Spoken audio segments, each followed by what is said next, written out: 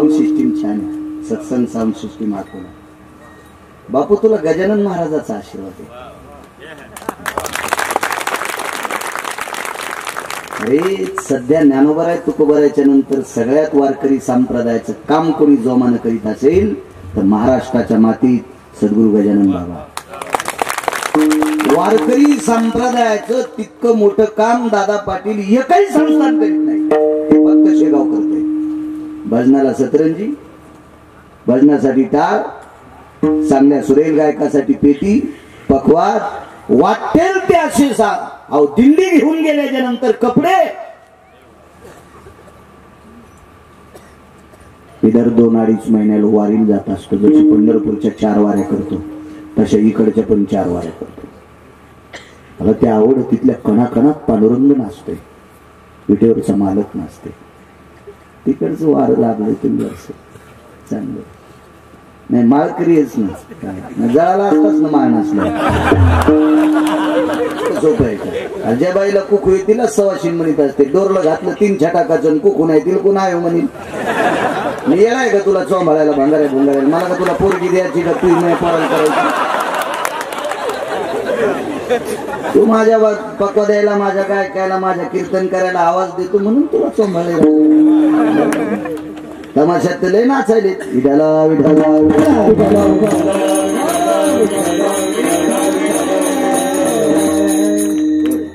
चांगली. अशा माणसांसाठी बोललं पाहिजे. मस्त छान आवाज देणार माणूस. एक पुरावा सांगतो बळीरामबा. कारण काय होते, थंडीचे दिवस आहेत, कोणाला शुगर असते, अशोकांना लघवी शंका अडचण असते कोणाला, त्याच्यामुळं फार काही बोलणं नको जास्त. बैल किती महागायचे असं आपला बांधाला क्या होता आपला. एक पुरावा सांगतो दयेच्या बाबतीत. माझी चोखोबराय प्रवासात आहे. प्रवासातून घरी आले आणि घरी आल्याच्या नंतर धर्मपत्नीने आपली व्यथा सांगितली. मालक, पुढच्या महिन्यात बाळाला जन्म द्यायचा आहे, पुढच्या महिन्यात बाळाला जन्म द्यायचा आहे. ठीक आहे, काय हरकत नाही. आणि कर्मधर्म संयोगाने माझ्या श्रीमंत श्री चोखोबरायला एक पुत्ररत्न झालं. त्या मुलाचं नाव ठेवलं कर्ममेळा. दया सांगते, दया कशाला म्हणायची? कर्ममेळा, कर्ममेळा. किती अधिकारी पोरग होतं, रूपानं सुंदर होतं म्हणून नाही, गुणानं सुंदर असं. या बा रूपानं बेसरामाची फुलं पण चांगली दिसतात.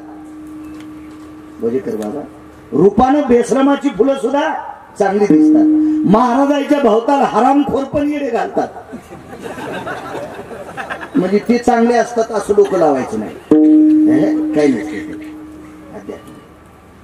फुलं कोणतीही चांगली, केतकीचे पुष्प सुधार रूपे पण पूजा पात्र कोण शिकारी त्याची.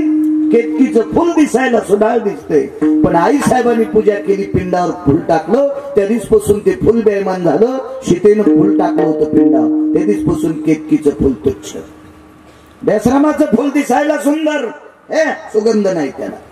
लेकरं दिसायला सुंदर आहेत, गुणानं गोड असावा. माझ्या चोखोबराला झालेला मुलगा गुणानं किती गोड होता. उपजताची कर्ममेळा आणि वाची विठ्ठल सावळा. गुणाला किंमत आहे. तेव्हा महाराज श्रीमंत किती, त्याच्यापेक्षा वारकऱ्याचे नियम किती पाळतो, त्याला महाराज म्हणायचे. श्रीमंत तमाशातली कोणती कमी येते? कोणती कमी आहेत तमाशातली लोक? लय वैभवात असलं म्हणजे त्याला महाराज म्हणत असते. 16 लाखाचं जनरेटर तुमच्या तालुक्यात शेतकऱ्याला कोणाला आहे? अर्जुन भाऊ बकरू महाराज आपल्या तालुक्यात नाही. 16 लाखाचं जनरेटर भोजेकर बाबा, आणि जनरेटर ठेवायला 24 लाखाचा ट्रक लोकनाट्यवाल्याला आहे. लोकनाट्यवाले तुमची ग्रामपंचायतची लाईन घेत नाही, ती कवा जातील कवा येते. त्याच्या चालू गाण्यात जर लाईन गेली तर खालून बुटाला हाणतील. नाही काय लोकनाट्य पाहिले नाही, पण पाहणारे किती उलथले ते पाहिले. 2.5-3 एकरवाला आमच्या शेजारचा माणूस मंदिराच्या बाजूला पडलेले दहिले ओढीत होता. दहिले आमच्याकडे ओढून टाकलेल्या बिडीच्या दुंडकाला दहिले म्हणते. हे त्या नादानच मग 16.5 लाखाचं जनरेटर लोकनाट्यवाले वापरिते, जनरेटर 24 लाखाचं ट्रक वापरिते. मग एखादा महाराज मोठ्या गाडीत आला म्हणजे मोठा असतो का? वागतो किती चांगलं, वारकरी संप्रदायाचे नियम किती पाळतो, त्याला म्हणायचं सार. तुम्हाला एक सांगू का, महाराष्ट्रात एकूण एकाच्या टिंगला करते. मी दुसऱ्या राज्यातला एक साधू पाहिला, 2327 कोटीची प्रॉपर्टी, 2327 कोटीची प्रॉपर्टी एकट्याच बाबाच्या नावाने. आपल्या महाराष्ट्रातले 400-200 महाराज एका चपक्यात गुंडाळी तरी, एका चपक्यात. पण आपल्याकडे झाले काय माहिती, चमच्याभर पाणी मला समुद्राला आंघोळ घालायचं. तू तोंड धुई ना, तू तोंड धुई, तू एक दात धुणं होतो का पाय चमच्याभर पाण्यात, आणि काय समुद्राला आंघोळ घाली तू. हे आपल्याकडे खपल्या करायचा नाद लागला लोकांना, खपल्या आणि भलभल पाहिजे कशी मला नाही मानतो. उपजटाची कर्ममेळा वाच्य विठ्ठल सावळा, झालेलं पोरग त्याच्या जिभेच्या शेंड्यावर रामकृष्ण नामाचं गुण येतं. इतकं सात्विक पोरग झालं. या पोराला नाहू घालण्यासाठी माझ्या विटेवरच्या मालकानं साडी नेसली. वारकरी संप्रदाय साडी नेसणाऱ्याला निषेध मानतोय. वारकरी संप्रदाय साडी लुगडं नेसणाऱ्याला निषेध मानतोय. निषेध.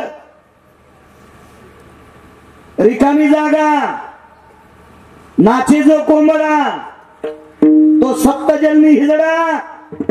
गिरगावकरांचं वाक्य नाही, माझ्या संप्रदायातल्या 18 मालकांपैकी एका मालकाचं वाक्य. आणि ती साडी, ते लुगडं माझ्या विटेवरच्या मालकाने एका वारकऱ्याच्या बायकोची प्रसूती करत असताना नेसले.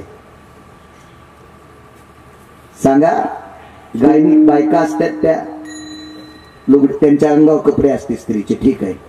पण एखादा जर पुरुष गायनिक असेल, पुरुष डिलेव्हरीत प्रसूती तज्ञ असेल, तर त्याला सांगितलं, बाबा तुझ्या भावजाईचं बाळंतपण करायचं, तिला लाज वाटते, तू 5 मिनिटं भावजाईचं बाळंतपण करताना लुगडं नेसतो का? नेसल का डॉक्टर? तू नाही नेसू शकणार, नाही नेसू शकणार. पण एका वारकऱ्याच्या पत्नीचं बाळंतपण करण्यासाठी 27 दिवस लुगडं. चोखोबाची बहीण झाला सारंग, वहिनी उघडा दार हाका मारी. मला दया सांगायची, दया दया दया दया. 27 दिवस बाळंते धुतले, 28व्या दिवशी आईसाहेब निघून गेले, सकाळीच निघले. चोखोबराय घरी आले, आईसाहेब निघून गेल्या जायच्या अगोदरच. सैरा, बाळाचा आवाज येतोय. मालक, कोण आलत बाळांपणाला? तुम्हाला माहित नाही, मला वाटलं तुम्हीच निरोप द्याल का? वंश आलत्या ना. वंशाचं गाव कुठे माहिती? बुलढाणा जिल्ह्यात मेवना राजा नावाचं गाव.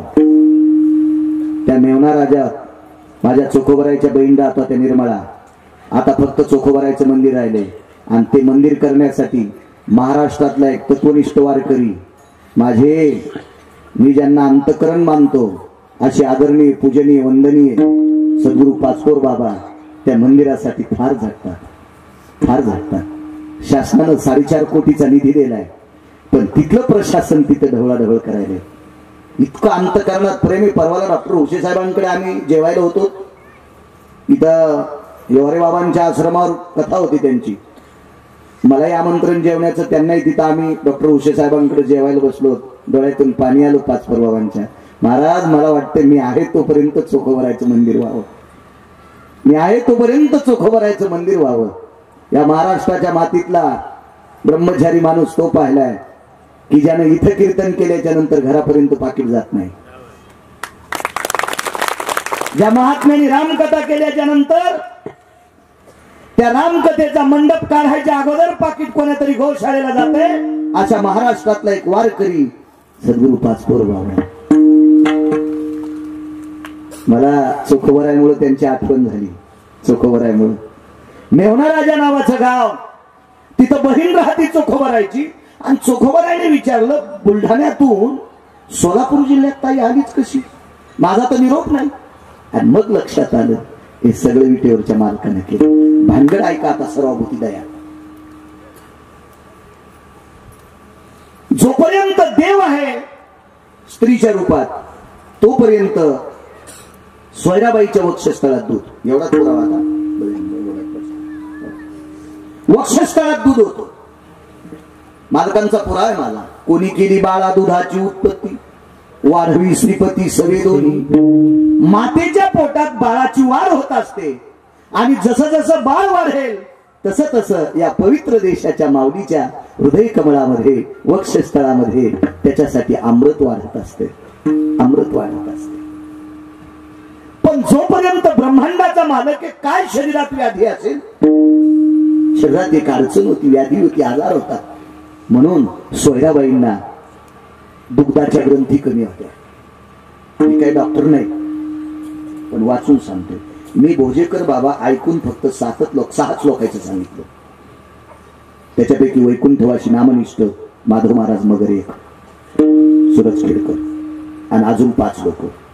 7व्या माणसाचं मी कधीच ऐकून सांगत नाही. जरी ऐकलं असेल तर पाहतो हे खरं आहे का, नाही तर आपण त्याचं ऐकून सांगावं. एखाद्याने विचारावं बाळू हे कशात लिहिलेले, तो तर पिवळं होईल ना, ते बोलायचं नाही. अध्यात्म तुम्हाला एक सांगू, मोटरसायकलचा ड्रायव्हर चुकला 2 मरते, जीपचा ड्रायव्हर चुकला 10 मरते, एसटीचा ड्रायव्हर चुकला 55 मरते, रेल्वेचा चुकला 1000 मरते, वक्ता चुकला कोटी मरते. वारकरी संप्रदायाच्या वक्त्यांनी एखादा पुरावा देत असताना मनानं बोलणं, मनाचा पुरावा देणं. गाईचं मांस खाल्लं इतकं पाहतो, गौ मासा समम पापा, मनानं नाही सांगायचं, शास्त्र आहे त्याच्या पाठीमागे. जोपर्यंत मालक हे तिथं स्त्रीच्या रूपात तोपर्यंत काय कमी असेल. कृपा कटाक्ष पाहिल्याबरोबर बघायचं का. पण 28व्या दिवशी चोखोबरायचं घर सुटल्याबरोबर बाईच्या अंतःकरणातले विकार जागे झाले आणि दुग्धाच्या ग्रंथी संपले. त्या त्या त्या त्या त्या त्या 28व्या दिवशी पोरग ओरडायला लागलं, नाही तर टुणटुणीत होतो, गुबगुबीत. 28व्या दिवशी दुपारी मात्र त्याचा चेहरा काळवणला. सकाळपासून देवानं घरातून बाहेर पाऊल काढला की त्याच्या आईच्या वक्षस्थळात दुधाचा एक थेंब सुद्धा आला नाही. त्वचा काळपट पडू लागली, डोळे थिजू लागले, मुठी वळू लागलं, हातपाय आखडू लागलं.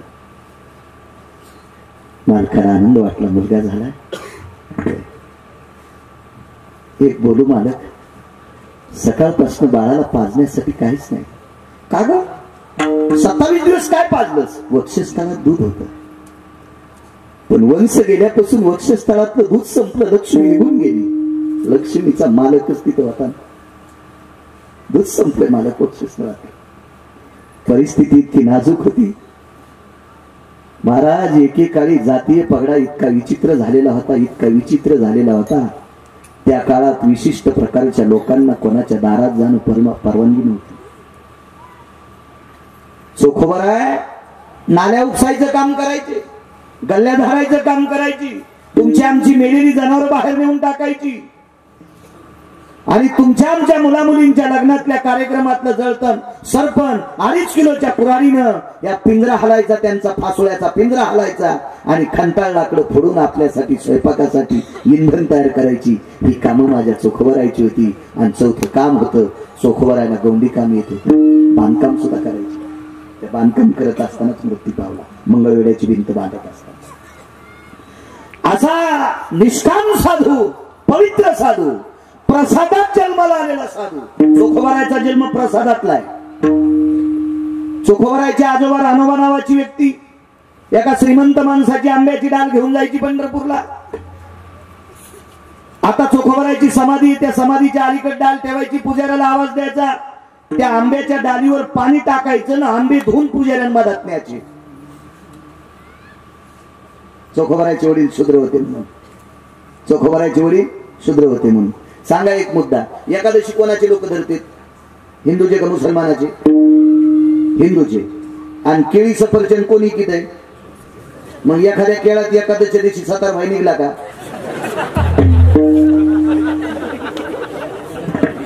पाहिला का चाऊस नाही एखाद्या केळात तुम्ही?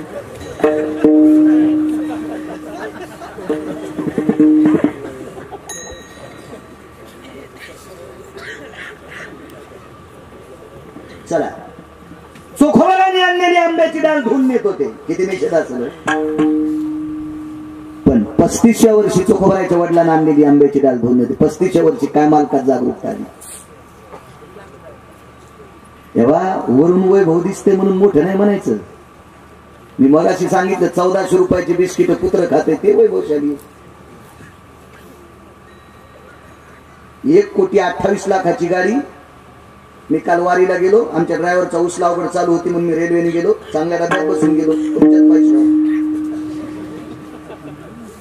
रेल्वेला उतरलो. आमच्या एक जण कोण निरोप कळायला बाळू महाराज रेल्वे स्टेशनला उतरलेत. मला एक गाडी घ्यायला एक माणूस आला. त्याच्याकडे 1,18,00,000ची गाडी होती. स्टेअरिंगवर तो बसलेला होता आणि त्याच्या सीटवर कुत्र बसलेलं होतं. माझ्यावर प्रेम करणारा डॉक्टर आहे तो.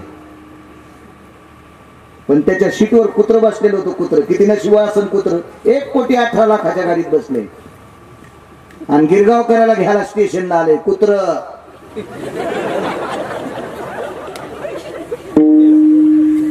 1,18,00,000 रुपये खर्चणाऱ्या 2 पायाच्या कुत्र्याला अक्कल नाही. 4 पायाचं कुत्र कुठं बसवा. मला पाहिलं तरी कुत्र सरकत नव्हतं. मी मागच्या सीटवर बसलो. कुत्र्यानं उलट काच खाली केल्याच्या नंतर दोन्ही बाहेर काढले. मला पाहिलं जीभ बाहेर काढलं. त्याची इच्छा होती याचा गाल चाटावा. पण मी त्याच्या मालकासारखा हरामखोर नव्हतो कुत्र्याच्या जवळ गाल न्यायला. अरे लय लोक कुत्रे श्रीमंत आहेत. कुत्रे कोणालाही श्रीमंत म्हण जाऊ नका. माणसं 4-2 लाखाच्या गाडीत बसले म्हणजे काय एवढं तुम्हाला सगळा काय तू त्याचा हे लयच मोठा आहे नका म्हण जाऊ कोणाला मोठे. हे फसफस केलेले आंबे कुठे दिसत असते. ही झालेले आंबे असते. लोणचं होईन, आंबिलं होईन, तकू होईन आणि मास घालाव तर असं होईन. असं बळबळ जाऊ नका. बळबळ जाऊ नका. काय नसतं पान केवढ्या गाडीत आली मग का आता तू जीव त्याच्या गाडीत आली. लोकांचा भाव मोठं दिसलं की त्याला मोठं म्हणायचं. ते चोखोबाराचे वडील सामान्य 35 वर्ष सेवा केली. पुजाऱ्याला किती आदर असावा. आदरच नाही. पण 35व्या वर्षी चमत्कार घडला. दान सोडल्याच्या नंतर एक आंबा चोकल्याला निघला. अर्धात चोकल्याला. बांधलं रानूबाला रात्रभर. रात्री 1 वाजता पुजाऱ्याच्या स्वप्नात विटेवरचे मालक आले. हे पुजाऱ्या आंबा रानूबान नाही चोकला मी चोकलाय आणि राहिलेला अर्धा आंबा तू नाही खाचा. रानूबाला देऊन टाक. कष्टा सुटोस तर लटवायलं तर कष्टा सुटोस तर पुजारी गेलं आणि रानूबाच्या चरणावर डोकं ठेवलं. चोखोबाराच्या वडिलाच्या विटेवरच्या मालकाचा संदेश आंबा तुम्हाला. वंजळीचा आंबा घेतला. काय निष्ठा मालकाच्या प्रसादावर. किती निष्ठा प्रभूच्या प्रसादावर. किती निष्ठा विटेवरच्या मालकाच्या प्रसादावर. बिना चंद्रभागेच्या कडीला जोडा काढून तुला तसाच ठेवला. घरी पळत गेले आणि पत्नीला सांगितलं लक्ष्मी मालकाचे दात आणि ओढ जीभ लागलेला प्रसाद आहे विटेवरच्या मालकाचा. धर तुला. पत्नीला दिला. झालेल्या मुलाचं नाव ठेवलं चोखोबा. आंबा चोखून खाल्ला होता. मुलाचं नाव ठेवलं चोखोबा. अशा प्रसादातले चोखोबार आहे. पण त्या काळात तुमच्या माझ्यासारखी भडवे त्यांना जवळ येऊ देत नव्हती. तुका म्हणे नाही जाती सवे काम ज्याचे मुखी नाम तोची धन्य. सांगा एखादी जात आहे का त्या जातीत दारू पित नाहीत.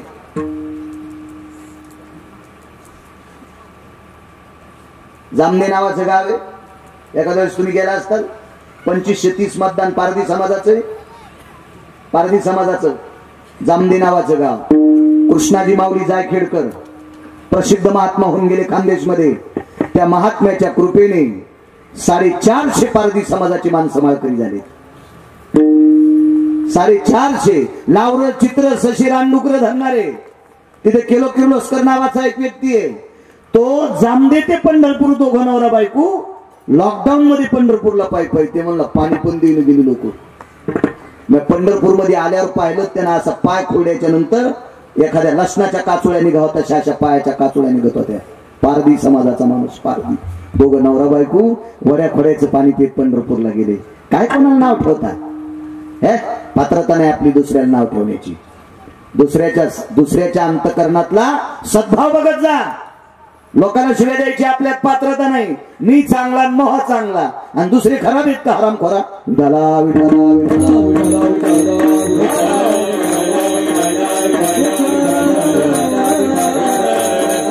आपल्याला दूध कोणी देऊ शकत नाही, दूध देऊ शकत नाही कोणी.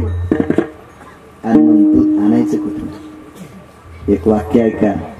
पत्नी किती हुशार होत्या चोखोबारायच्या. त्या म्हणल्या, मालक तुमच्या ताईकडे भरपूर गायी आहेत. निर्मळाबाई, निर्मळा नाव होतं, 450 एकर जमीन. असा पुरावा ऐकिला. त्या बाईच्या बैलगाडीला सोन्याच्या शिवळा होत्या. चोखोबारायच्या मेहुण्याच्या बैलगाडीला सोन्याच्या शिवळा होत्या. एक जण म्हणलाय, बाळू महाराज कशातलं सांगत असेल? अरे नालाय का, मी जर माया सासरवाडीतलं वर्णन केलं तर तुला डबा उठाव, तुझ्या पोटात डबा उठावा. संतांचं वर्णन केल्यावर काय मुंग्या लागाव? संतांचं वर्णन केल्यावर काय काय मुंग्या लागल्या पाहिजे, आहे का नाही? किती मोठा आदर्श वाले. अहो हे संत आहेत म्हणून आपण आहेत. काही काढते वाचायचं दोन नाही. कशात सापड? तुरीच्या पाट्यात गोचलं. वाचत जाय, वाचत जाय. मला वाचायचा नाद आहे महाराज. मी 250 ग्रंथ वाचले, 127 बाकीची पुस्तकं वाचली. मला वाचायचं नाद आहे. आता चष्मा दिलाय परवाला. मागच्या आठवड्यात नागरेश्वरून आम्ही एका हॉस्पिटलला गेलो तर आमचे इंग्रजीत सर आहेत, त्यांच्याकडे चांगला जवळचं वाचायचे केलं. वाचित राहतात आमच्या डोळ्यावर. आजच म्हणलं तुमचे डोळे लवकर जातील. म्हणलं जाऊ दे, वाचिता वाचिता. लोकांचे काही पाव पाव चालले, तू काऊन ताण घ्यायला? हे ग्रंथ वाचिता वाचिता जातील. हाय पोरग धरीन माझ्या हाताला, नाही तर तू धरी जाय. तुला 7 एकर जमीन नावची करून देतो. म्हातारपणी तू नाही काठी धरी जाय. काय ताण आहे त्याला? मला कुठं काय देवीचं तेल देवीला आणि भोते आला घाईला, काय ताण आहे त्याच्यामध्ये? ते म्हणलं काय हरकत नाही. आता झालं नाही वाटाणं यांची काय. तुमच्या बहिणीकडे भरपूर गायी येतात, एखादी गाय आणा. ते चोखोबाराय होते. बहिणीला दीपावलीला साडी चोळी देता आली तर देवा, पण बहिणीच्या घरचं खाऊ नये असा वारकरी संप्रदायामध्ये पुराणामध्ये, एका पुराणामध्ये 3 श्लोकाचा पुरावा मला सांगा. बहिणीचं खाऊ नये.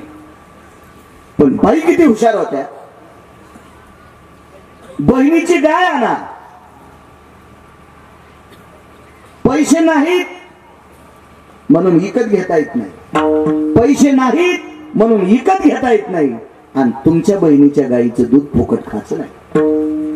सध्या गाईची सेवा महाराष्ट्राच्या मातीमध्ये मी 2500 गोशाळेमध्ये बाहेरून संदेश ऐकला. बाहेरून मला एकही गोशाळावाला भेटला नाही की तो म्हणला नाही की मला 5 करोड बाबांना निधी द्यायला नाही. माझ्या पाहण्यात जेवढ्या गोशाळा आल्या, मी 3793 गावं. तुमच्या गावातलं आजू पहिलं कीर्तन आहे का? दुसरे म्हणून तुमचं गाव नको. 3793 गाव पाहिले. एवढ्या गावात आतापर्यंत जितक्या जितक्या गोशाळा भेटल्या, त्या गोशाळेला आदरणीय पूजनीय सद्गुरू पाचपोर महाराजांनी निधी दिला. त्यांना जे समाजातून प्राप्त झालं कीर्तनात, रामायणातून, ते सदळ हाताने. मागे एकदा मी गेलो, आमचे पाटील सर आहेत त्याचे कर्नाटक मधले. ते म्हणजे आमच्या इथं कार्यक्रम केला. नर्मदा परिक्रमा करणाऱ्या लोकांसाठी 30 तेलाचे डबे पाठवले. 30 तेलाचे डबे. नर्मदा परिक्रमा करणाऱ्या काही वारकऱ्यांना रस्त्यात अन्नदान व्हावा म्हणून 30 तेलाचे डबे माझ्या फोनून फोन पे केलं. म्हणे मला देऊत नका पैसे, तिकडे टाका त्या संस्थेला. वागणं असं साधच. गथुडे बांधणारे ते लय पाहिले नाही. त्याच्यातला मी पण येतो. पण दादा पाटील मी करणार आहे, हसू नका. करणार आहे, काहीतरी करणार आहे. पण मी ज्या दिवशी करीन त्या दिवशी सांगा, आधी बोलायचंच नाही. करीन. फक्त तुम्ही सगळ्यांनी मला आशीर्वाद द्या. माझ्या हाताने एक चांगलं काम व्हावा असा तुम्ही मला आशीर्वाद द्या. कारण मला तसा गागा बी नाही, मीच करीन म्हणून. तसं नसतंय. ते गागा आणायचाच नाही, जे सगळं त्याच्या हातात आहे. एका बाई नवऱ्यानं सोन्याच्या तुट्या लावल्या घरात. अर्जुन भाऊ सोन्याच्या तुट्या, पैशावालं होतं ते. सोन्याच्या तुट्या लावल्या आणि बायको म्हणली माझ्याच्यातून पाणीच येईन. ते म्हणलं येडपटेस काय, वरचा कॉक ढिला कर ना. वरच्या टाकीचा कॉक ढिला केल्यावर त्या तुट्यातून पाणी आलं. तसं या तुटीचा कॉक पंढरपुरात आहे, त्यानं जर बंद करून टाकला तर गिरगावकर गेला. नाही तुमचे बी बटणं दाबणार आहे तर, तुमचे काही लोखंडाचे नाही तर दबनच न. पण तुमचं एक दिवशी माझ्या मागे दाबणारच आहे. लय नका. त्याच्यामुळं गगा नसतोय आपल्या, त्यानं करून घ्यावं आपल्याकडनं, अशी माझी इच्छा आहे. काम आहे ते करावं, ते देवानं करावं. आणि ते तुमच्या सगळ्यांच्या आशीर्वादाने पूर्ण व्हावं अशी तुमच्याही चरणी प्रार्थना. गाय विकत घ्यायची नाही, पैसे नाही, आणि गाईचं दूध फुकट खायचं नाही. चोखोबारा म्हणले कोड्यात कशी बोलायची, ऐका ना, गाय आणायची, वासरू आणायचं, आपल्या बाळाला दूध होईल आणि दूध पिल्याच्या नंतर बाळ मोठं होईल. बाळ मोठं झाल्यावर गाय आणि वासरू तुमच्या ताईची वंशाची परत करू आणि तुमच्या ताई म्हणतील तोपर्यंत त्या ताईच्या घरचं काम मी करीन. भांडे असतील, धुणी असतील, सडा सारवण असेल, सगळं करीन, सगळं करीन. मग चोखोबर आहे, एक पुरावा आहे त्याच्यासाठी. संसाराचे भय धरोनी मानसी, चोखा मेहून पुरीशी जाता झाला. काय भीती होती संसाराची, लेकरू वाचावा. देवा तुला मागितलं नव्हतं ना, मग दिलंच ना, मारण्यासाठी दिलंस का, अपमान करण्यासाठी दिलंस. संसाराचे भय धरोनी मानसी, चोखा मेहून पुरीशी जाता झाला. आणि मेहुणा राजा नावाचं गाव तिथपर्यंत आले. बहिणीने पाहिल्याबरोबर पाय धुवायला पाणी दिलं. शेतातनं मेहुणे आले, घोड्यावरून खाली उतरल्याबरोबर आपल्या बायकोच्या भावाच्या पाया पडले. चोखोबारा पाय झाकू लागले फाटक्या धोतरानं. नको म्हणे भाऊजी. तर 450 एकरचा मालक काय म्हणत होता, भोजेकर बाबा, आम्ही फक्त 2 पैशानं मोठे आहेत, आम्ही फक्त 2 पैशानं मोठे, तुम्ही इतके मोठे आहात, या जगातले किती दिवस वाचवायचे तर कोण्या दिवशी मळ्यात नेऊन फुकायचे, हे ज्याच्या हातात आहे त्याला जगाचा बाप म्हणतात, आणि तो जगाचा बाप तुम्हाला भुका लावा देतो. इतके मोठे चोखोबार आहे. चोखोबारायचं भजन संपलं की मदंगाचार्य महाराज विश्वाच्या पाठीवर एकाच व्यक्तीला बुक्का लावला, तो फक्त चोखोबारायला लावला. पिठेवरच्या मालकाने बुक्का लावा देतो. आणि एवढ्या मोठ्या श्रीमंत माणसाचे पाय कात, म्हणून तुमचे पाय भरू द्या, आमचं बरं होईल. याला म्हणतात नातं. बरं का, आपल्याकडे तसं नाही. श्रीमंत पाहुणा आला की मुळवाटी, त्याच्या पोरा सोरायला नोकऱ्या असल्या की मुळवाटी, आणि गरीब पाहुणाला ए रामा पुढच्या रविवारी बाब्याचं लग्न आहे, ध्यानात हे का नाही. अरे सुमळ्या तो सांगितलंच नाही ना, गरीबाला फोनवर सांगायला बर का, आणि मोठ्याला म्हणतो बर का, बर का, हाजरी लावा बरं, माझ्या लेकराला आशीर्वाद द्या बरं का. आणि अशा माणसाला म्हणायला त्यानं बापजी तारात ढाकला होता, फक्त ते पैशावाला आहे म्हणून ते आशीर्वाद, त्याचे आशीर्वाद लागत असते का सुमळ्या तुझ्या पोराला. आणि गरीब पाहुणा असला धनवंताला की सर्व मान्यता आहे जगी. तेव्हा बोलणं लय सोपं असतंय. नाही नाही, आपलं लय मन मोठं आहे. कशाचं मोठं आलंय सुमळ्या, खपक्या पाहिले की दिसत आता लव लव करी तू, आणि गरीब गरीबायला शब्द हानीत नाही, आणि नुसता तोंडानं सांगतो लय मोठं मोने. कोणी कोण मोठा आहे तू, विठाला विठाला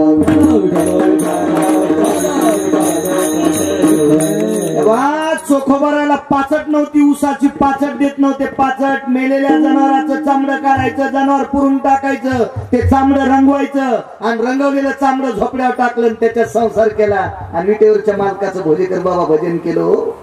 आणि तशा परिस्थितीत राहणारा सोन्याच्या शिवळा बैलगाडीला असलेला मेहुणा साष्टांग दंडोत घालीत होता. याला म्हणायचं पारख, याला म्हणायचं पारख. गरीब असेल, आचरणशील असेल, त्याच्या छातीला छाती लावा. रक्ताच्या नात्याचा असेल, भडवा असेल, त्याच्या लांब पावलांना लांबून जा. काय करायची श्रीमंती त्याची, काय करायची, काय करायची. एका गावात गेलो म्हणले, यायला मालक म्हणते. म्हणलो काऊन, यायला 900 एकर जमीन आहे, 70 रुपये देत नाही. मी आणलं तुला पाप लागल, उद्या मालक म्हणशील तर. माझ्या कानाला पण पाप लागत म्हणून त्याला मालक म्हणलेलं, मला काऊन सांगितलं. जमीन 900 एकर आणि 70 रुपये देत नाही, आणि त्याला अख्खं गाव मालक म्हणते. गावालाच आणायला पाहिजे. रुपया देणं सत्याला, आणि त्याला मालक म्हणायले. एक जणाच्या पलंगाला सोन्याच्या इटा म्हणले, त्याच्या पलंगाला सोन्याच्या इटा, आणि बाप मंदिरात बसला भीक मागत. काय करायचं. देवतले मालक मायबापाची सेवा करणाऱ्याच्या पाया पडतात. नमो त्या माता पित्याचे पालन, आणि नमो त्या वचन सत्यवदे. खरं बोलणाऱ्याच्या आणि आई वडिलाची सेवा करणाऱ्याच्या तुकोबऱ्या पाया पडतात. चला दर्शन घेतलं, मागा वाटत नव्हतं भोजेकर बाबा, पण बहिणीनं काय विचारलं. बैसोनी एकांत पुषे गुजमात, वहिनी शमवंत आहेत की. त्या अभंगाचं पुढचं कडवं आहे. संसाराचे भय धरुनी मानसी, चोखा मेवून पुरीशी जाता झाला. त्याच्या पुढे बघा, बैसोनी एकांत पुषे गुजमात वहिनी श्रमवंत आहेत की. त्या बाईची वाणी किती श्रीमंत असावा. तिनं बाप खुशाले का, वडील आई वडील वारले होते. भाऊ दादा तू खुशालेस का, दादा तू लेकर खुशालेत का, हे नाही विचारलं. वहिनी श्रमवंत आहेत की. श्रमवंत म्हणजे खुशाल. दादा वहिनी खुशालेत का. म्हणून भावजायला सांगतो, सुनायला सांगतो, तुम्हाला जर माहेरात वजन पाहिजे असेल तर भावजाईला जीव लावा. जर तुम्हाला भारीची साडी नाही तिने नेशिली तर मला गिरगावचा बाळू म्हणू नका. पण तुम्ही करतात काय माहितीये का, भावाला जीव लावतात. बाई दादा कायच खराब दिसायलाच बापा, लग्न झालं तवा हातीच्या पिल्यावानी दिसत होता आणि काही वहिनी ती पदरात पडली, माय मेलेल्या वगैरावानी ती गुडघ्याला गुडघे घासायले. आणि ही दोरकी दिवाळी वापस जाताना भाऊ म्हणला मी जालन्याहून साडी आणतो. नका, घरातल्या का फुकून द्याच्यात का, संकटलीच नेशिली. तुम्हाला जर भारीची साडी पाहिजे असेल एक औषध घ्यायची. बस स्टँडवर भाऊजाईचा भाऊ होता, त्याच्या पायात एकच बूट होता. सख्या भावाच्या बायकोचा भाऊ, भाऊजाईचाच भाऊ ना, एकच बूट होता. म्हणजे काऊन हरपिला असेल ते हे सगळ्याला कळत आहे. पण ते बस स्टँडला भेटल्याच्या नंतर माहेरात गेल्या म्हणायचं, वहिनी तुमचे दादा भेटले होते बाई, आमच्या दोन्ही लेकराला बघितल्याबरोबर त्यानं 2 बिस्किटचे पुढे हिच्याकूनच 50 घेतले प्याला, हिच्याकूनच 50 रुपये प्यायला घेतले. पण इतकंच म्हणायचं, वहिनी तुमचे दादा जालन्याच्या बस स्टॉपला भेटले बाई, कायच तुमच्या दादाचा स्वभाव वहिनी, बाई आमचे लेकर पाहिल्याबरोबर 2 बिस्किटचे पुढे आणले, मला एकादशी आणल्या असल्यामुळे केळीचं डझन आणलं, बाई कायच तुमच्या माहेरातली वागणूक आहे. बाईनं लगेच संध्याकाळच्या पुरण शिजलं. तिला माहित होता आपला भाऊ किती बदमाश आहे. पण वर्णन स्तुती कोणाला बी आवडती हो, स्तुती आवडती कोणाला बी. हो, सासायला जर दुधाचा चहा पाहिजे असेल तर इतकंच म्हणायचं. सून माहेरावून आली की इतकंच म्हणायचं, द्वारकाबाई या ना, या द्वारकाबाई या, वत्साबाई या, सावित्रा येईन ग. तिघी जणी बसल्या, पाहन बाई काल सुनबाई आल्या, काय पीस आणला चांदण्यावानी चमकायला चंद्राच्या, तेजावानी काय बुट्टे आहेत बाई, बघा ना पीस, दुधाचा चहा घेऊन. पण या मथाड्या इतक्या जिबा यायच्या रंगल्या,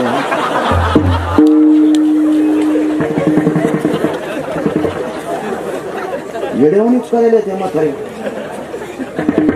इन द्वारका हे मंजुळा इन आली ना काल दिवाळीहून, आणलं टाकणं टाकायला धुडक, तिनं दूध सांडून दिलं काळाच्या आणलं.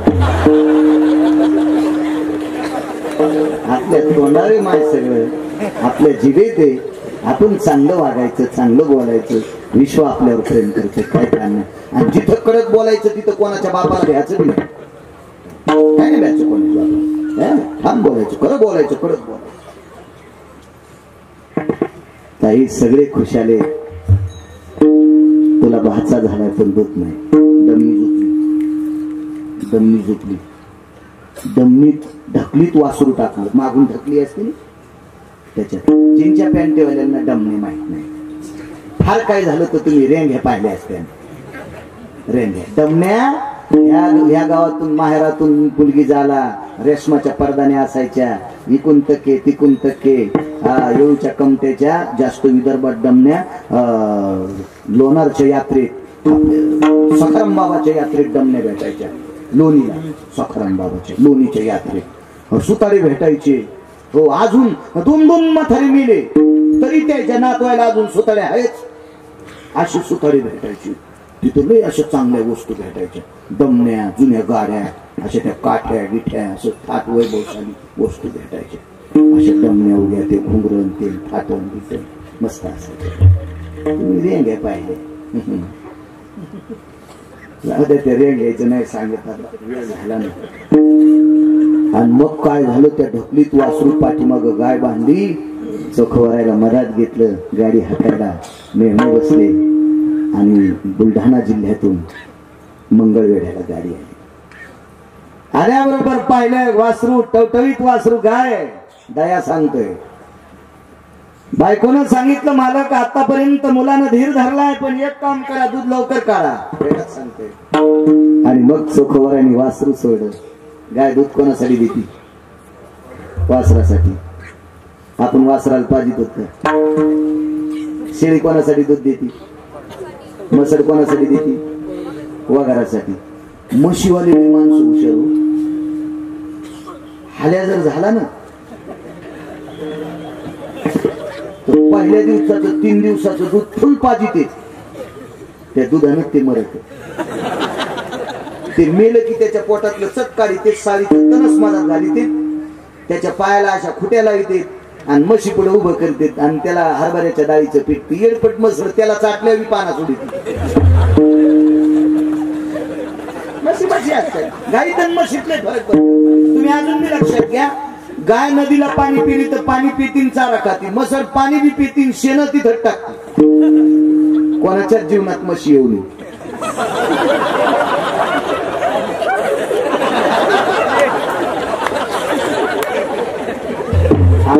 घेऊ नका. शक्यतो सगळ्यांच्या जीवनात गाई यावा म्हशी येऊ नये. लय पिढी घेतात म्हशी. काय सांगू लागलो? आमच्या इथं एक माणूस महाराज नाव सांगत नाही तुमच्या जरा जवळचा होता आणि पुन्हा कॅमेऱ्यावाल्याने इस्कू लागत होतं. ऐकले मला गावात गेले कीच काळी फोडायचं नाही ते नातू. असा माणूस होता. म्हशीचं दूध काढताना म्हशीचं असो गाईचं असो दूध काढताना सड कोरडं झालं की खालचं दूध लावावं लागतं का नाही बघितलं. ते दूध नव्हता लाईट म्हणजे दूध उडन म्हणून ते तोंडातलंच पाणी लावायचं. मी कवात त्याची इथे छान आहे मगत म्हणून तोंडातलं पाणी लावायचं. हे काय दया करणार आहे तो? काय दया करणार? शया पाळणार तो इतके बहादूर बापा. ते शेळीला 2 पिले झाले की डाला असती डाला खाली पिले आणि डालावर पुन्हा फुटका जातो. त्या डालावर फुटक जातो आणि मग शेळी रानातून आली की तिच्या कासात दूध असते. टिक्यान गलुली तिच्या पिल्याचं नाव. टिक्या म्हणजे बोकड्या आणि गलुली म्हणजे पाच. टिक्यान गलुली म्हणली टिक्या दादा पान आईला किती दूध आलंय. तर टिक्या म्हणला मालकीन सोडीन तर आईचं दूध पिता येईल. मालकीन म्हणजे शेळी पाळणारी. तिने शेळी बांधली. तर टिक्याला वाटलं आता डालावरचा दगड काढून आम्हाला दोघायला सोडती का. ती मधात गेली ढवळा तांब्या आणला. ढवळा तांब्या आणला आणि शेळीचा पाय मेचकीत टाकला. उभा असतो तर सांगितलं असतं पण समजून घ्या तुम्ही त्याच्यातले पोटकिडे येत. शेळीचा पाय असा मेचकीत दाबला आणि चट दूध काढला. येईन गेल्या पुन्हा खालून दान काढला आणि सट पिळून घेतलं. मन टिक्यान गलुली सोडे. आता काय राखील पितीन का ते? आणि पुन्हा म्हणतो आपण निष्ठावंत वारकरी शेकोड्या पियायला रक्ता सगळं आणि पुन्हा वारकरी म्हणतो सुंगळे. वासरू सोड कर बाबा.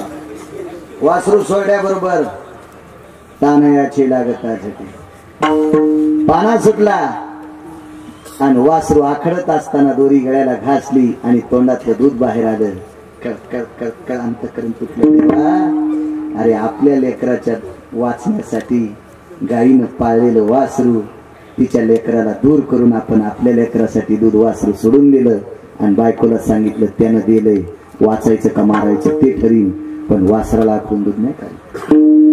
शेवटी कसं वाचलं तो भाग पुढचा आहे. पण इतकी दया ज्याच्या अंत करण्यात साधू म्हणावी ताई आयुष्य